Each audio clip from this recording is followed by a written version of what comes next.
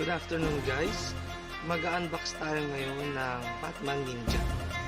So bootleg po siya. Nabili ko sa Shoppee noong December 2020. So kakarating lang po sa akin. As you can see, ang pangit ng packaging na dumating sa akin. So unbox tayo guys.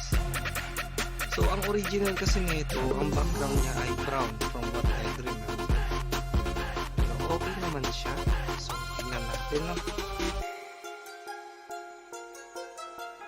So ayan na po yung Batman Ninja po natin na bootleg. So napansin ko lang po, may problem kagad akong encounter sa elbow. Matanggal po siya. So kailangan po siyang i-glue. Another thing din po, yung mga picture niya po sa original kasi maganda po yung quality ng paint.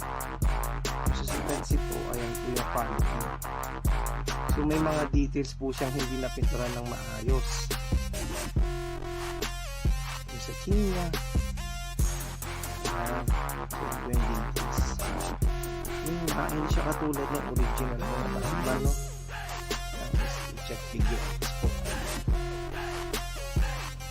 So yung details for me okay naman yung plastic. Yun nga lang, may mga paints po kasi na kulang po lang. Hindi po siya pulido ang pagkakapintura po sila. So okay naman kasi you pay what you get what you pay for. So ayan po.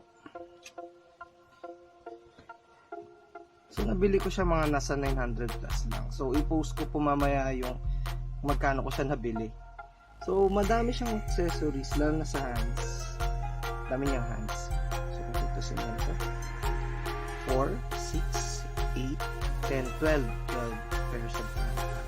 Bali 6 pairs of hands. Tapos yung alternate head na. Tapos natin. Tapos. So nung binili ko to, akala ko warp yung mukha niya. So yan po yung detail.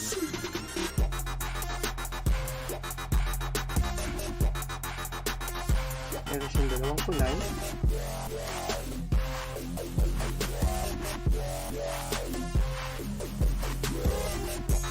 Ayan. And yung katana niya. Kung makikita nyo po, yan, yung kulay po, diba dito ito, pagdating dito, nyak, kita nyo yan. So hindi siya dumaan sa quality control. So pipinturahan ko na lang ng sharpening yan para matago. So yung details ng covered niya.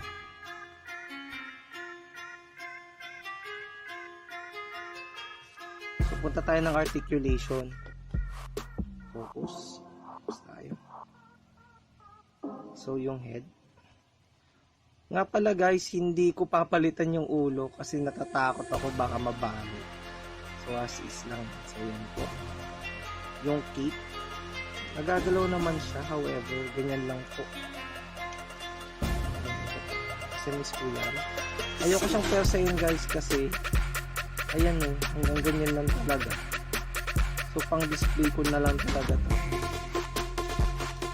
Kasi you can see, yun nga sabi ko sa inyo, eto, ingat na lang sa mga ganito guys kasi mabilis siyang matanggal. Elbow pad. So ayan po yung articulation ng hands niya. Long wrist.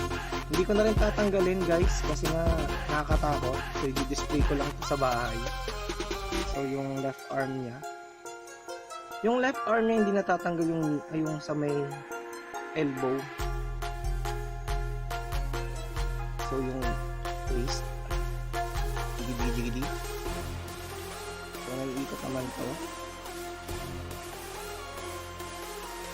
And then yung sa right leg. Decent naman. Ayan po. Sa left.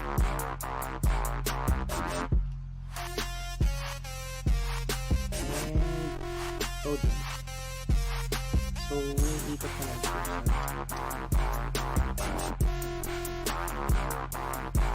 So, pwede nyo siyang i-post.